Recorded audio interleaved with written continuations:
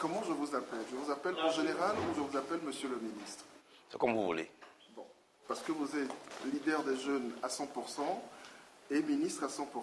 Tout à fait. Ça fait quand même beaucoup pour une seule personne. Oh, écoutez, ce sont des responsabilités.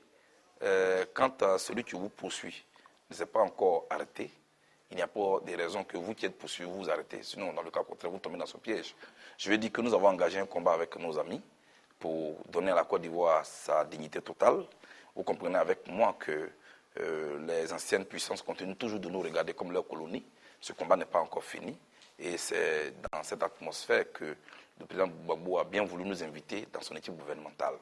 Nous le faisons, mais en même temps, nous faisons notre travail que nous sommes de nous-mêmes. Ici, on m'a confié une tâche dans l'équipe gouvernementale, mais au niveau du combat patriotique, je me suis invité moi-même dans ce combat. Il n'est pas encore terminé, et c'est pourquoi je conserve ma casquette à 100% général et puis 100% ministre. Qu'est-ce qui vous rapproche tant à Laurent Gbagbo? Est-ce que c'est l'idéologie? Est-ce que c'est la région? Qu'est-ce qui vous rapproche tant à Laurent Gbagbo? Mais c'est d'abord sa vie elle-même. Vous comprenez, Laurent Gbagbo a une vie qui donne de l'espoir à chaque fils des pauvres, à tous ceux qui sont ici d'une classe sociale faible. Vous comprenez, Laurent Gbagbo est parti de rien. Négligé, humilié, on a voulu l'amener même à douter de lui-même. Tous ceux qui étaient ses compagnons, on poussait leur famille à leur dire qu'ils avaient fait le faux choix. Mais il a cru en son rêve, il a cru en ses convictions. Et aujourd'hui, de l'exil, de la prison, des humiliations, il est passé aujourd'hui à la tête et au sommet de l'État de Côte d'Ivoire. Je pense que c'est un modèle. Chacun dans sa vie, qu'il soit footballeur, il s'identifie à quelqu'un à qui il veut ressembler. Qu'il soit militaire, il s'identifie à un général à qui il veut ressembler. En politique, en tout cas moi, Laurent Gbagbo est un modèle pour moi. C'est qui votre héros? Ou qui sont vos héros, vos héros, pardon? Mais Laurent Gbagbo lui-même est de la classe de Nelson Mandela. Rappelez-vous que Nelson Mandela a été emprisonné en tant que poseur de bombes, en tant que quelqu'un qui troublait l'ordre public en Afrique du Sud, mais il est sorti de prison en tant que héros international. Laurent Gbagbo, aujourd'hui vilipendé, je suis convaincu que s'il insiste, et je sais qu'il va insister, il finira par devenir un modèle international. Donc Nelson Mandela est un modèle pour moi, Gandhi est un modèle pour moi, Martin Luther King Jr. est un modèle pour moi. Tous ces gens qui ont traversé des périodes d'humiliation, de difficultés, et qui après ont été célébrés par le monde entier. Voyez-vous, aujourd'hui, il y a un Martin Luther King Day aux États-Unis. Et pourtant, on lançait les chiens sur lui à un moment donné. Les mêmes blancs lançaient les chiens sur lui. On disait qu'il était dans un faux combat. Mandela, c'est la même chose. Moi, je pense que quand vous menez un combat, l'adversaire, à un certain moment, vous accule pour vous humilier, mais en même temps, il teste votre capacité de ténacité. Et quand vous tenez, il a du respect pour vous après. Voilà mes héros. Alors, on parlait tout à l'heure de Martin Luther King, de Mandela. Ce qui les unit, c'est aussi le combat pour la cause noire. Est-ce que c'est encore, aujourd'hui, c'est aussi votre combat, s'ils sont vos héros? Mais bien sûr que c'est pour la cause du noir, à la différence que les deux communautés, blanches et noires, vivaient dans un même pays. Et une communauté voulait faire croire que celle qui est en face, donc les noirs, était donc une communauté de second rang. Ici, bien que nous ne vivons pas avec ceux qui nous oppriment, mais de loin, ils veulent exercer leur hégémonie sur nous. C'est à nous de résister. Donc, nous voulons aujourd'hui que l'on puisse comprendre que l'Afrique y est colonisée, l'Afrique y est balkanisée, est aujourd'hui un continent qui veut s'affirmer à travers ses cerveaux. Ces cerveaux, ce sont ces élites qui ont été formées et qui veulent prendre la destinée de ce continent-là en main. Mais malheureusement, voyez-vous, chaque fois qu'un cerveau africain donne de la voix, ce cerveau devient gênant, on l'écrase, mais on ne l'écrase pas directement. On l'écrase en le mettant en face d'un de ses frères qui est pris comme ennemi, on dira c'est entre les Africains. Mais en fait, par derrière, il y a la main blanche toujours.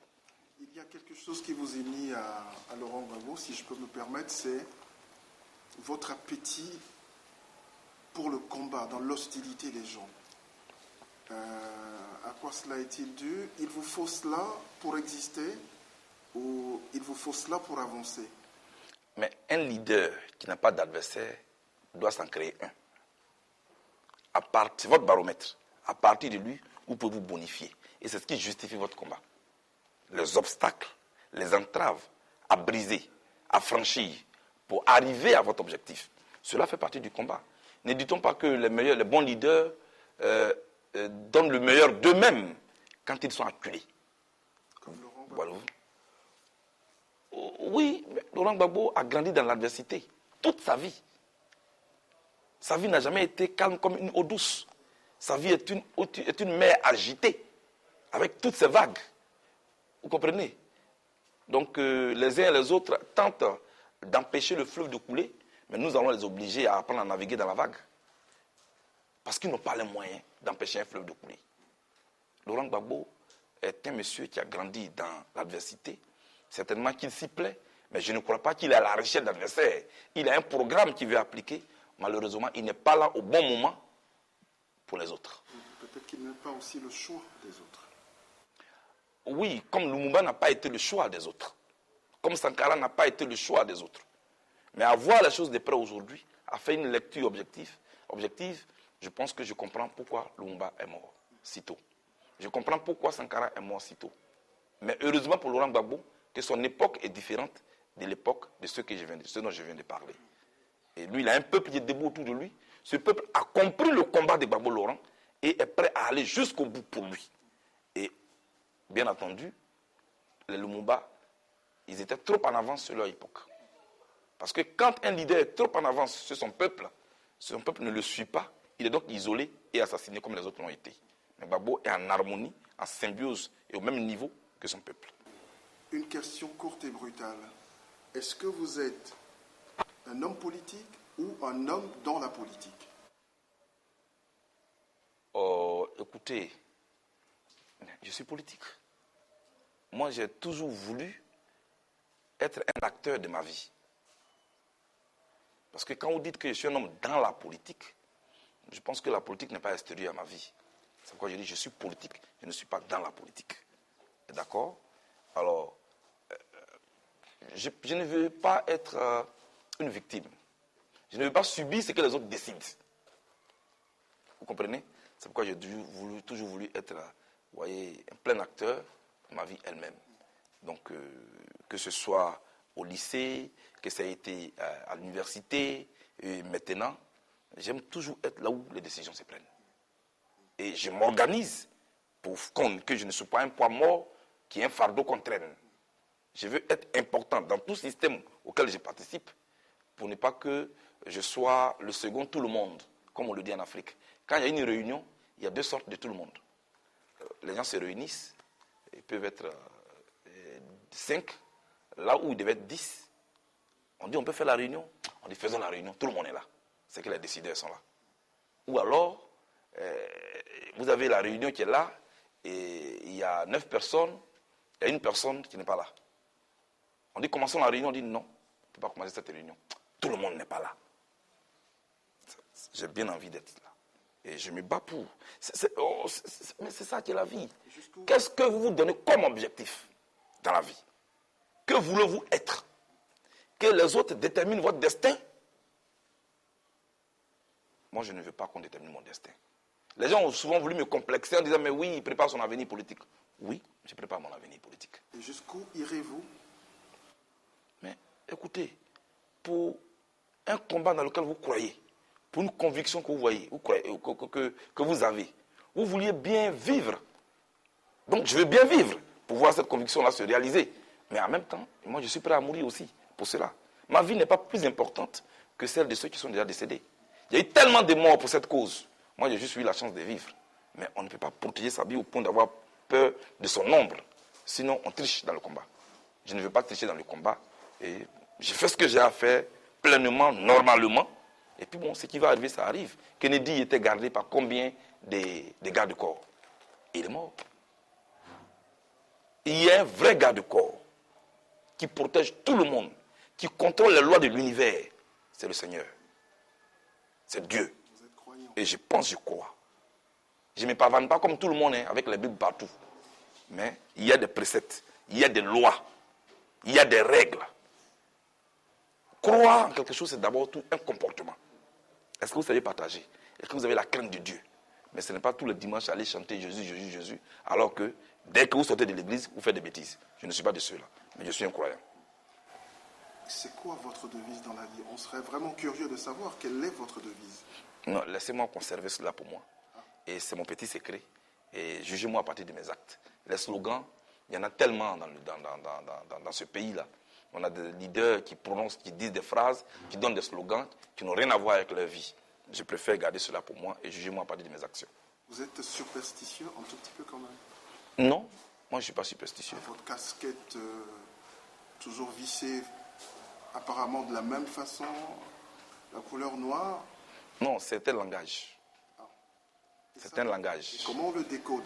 Mais ceux qui travaillent avec moi et à qui ce langage-là est décodé, ceux qui travaillent avec moi, à qui ce langage-là est adressé, ils ont le code.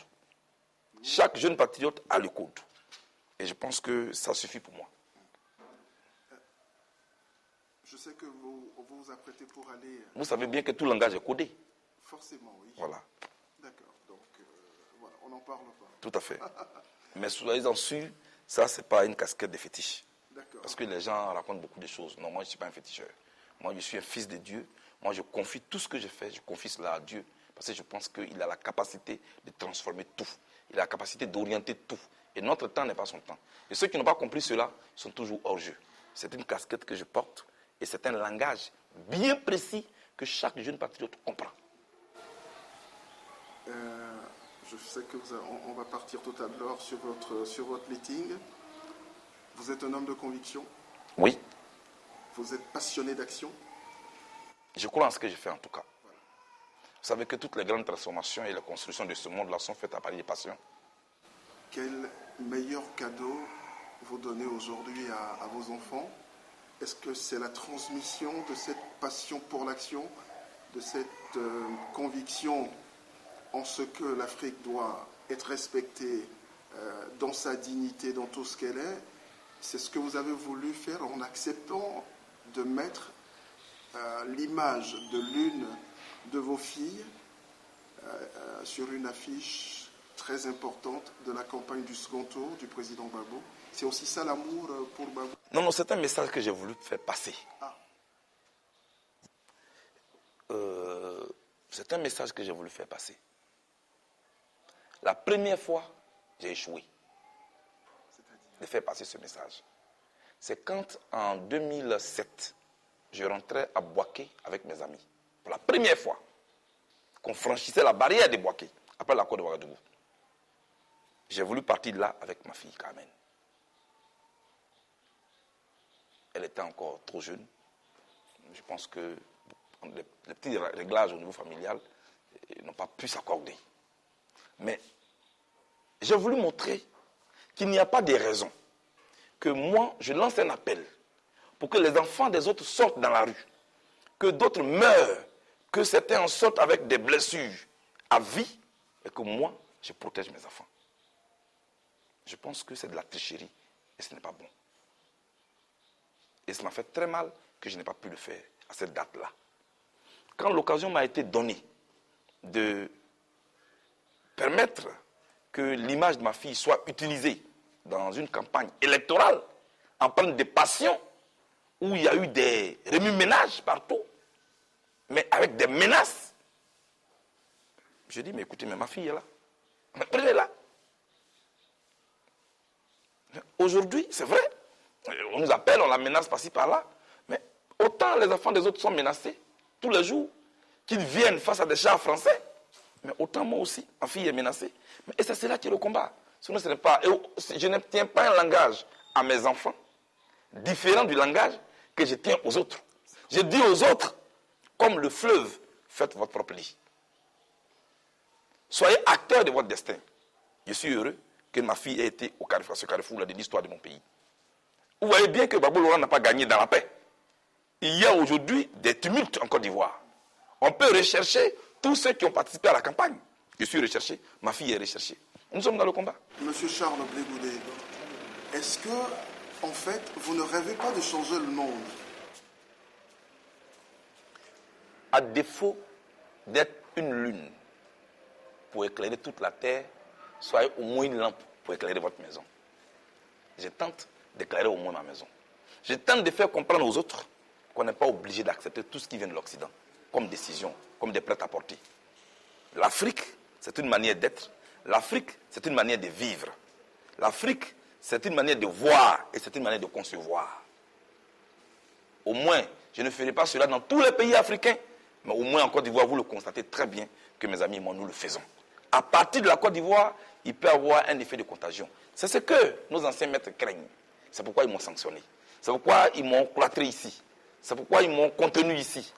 Dans tous les cas, je continue de travailler avec mes amis. Je ne voyage pas, mais les autres viennent. Je suis convaincu qu'à partir de la Côte d'Ivoire, on peut changer les choses. Le football n'est pas né en Afrique, on le pratique. Le handball n'est pas né en Afrique, on le pratique ici. C'est venu de quelque part. Pourquoi la révolution africaine ne partirait pas de la Côte d'Ivoire? Je pense que nous sommes bien partis pour ça.